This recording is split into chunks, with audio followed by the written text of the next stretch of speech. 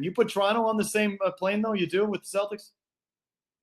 I think, I mean, it's tough to trust the Raptors because of how many times they've fallen short in the playoffs and because of how many times they've gone to iso ball and they don't trust each other in close games. They don't trust each other in big games. This year is different. That's the best team they've had. I think DeMar DeRozan's better than he's ever been. Their bench is better than it's ever been. I think they're playing a different style this year. So they've been the best team in the Eastern Conference this season, the Toronto Raptors.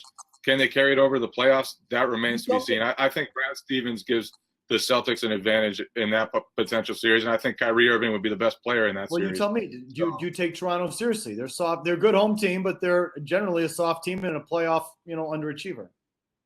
It's another one of those things that's weird because they've always failed in the playoffs in the past. They failed against LeBron, and they failed against LeBron and Kyrie and Kevin Love, Cleveland teams that were really loaded. So you've never really seen them run into anybody else and not come through.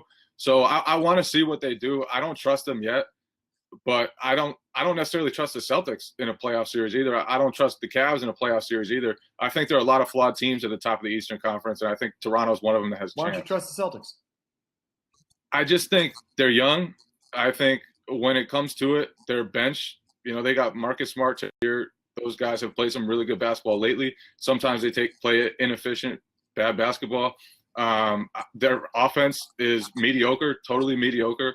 Their defense, top ranked, obviously, but you're going to have to score points. And especially if the Cavs have another level to reach, and especially if Toronto does carry over its style into the playoffs, you're going to need to score points.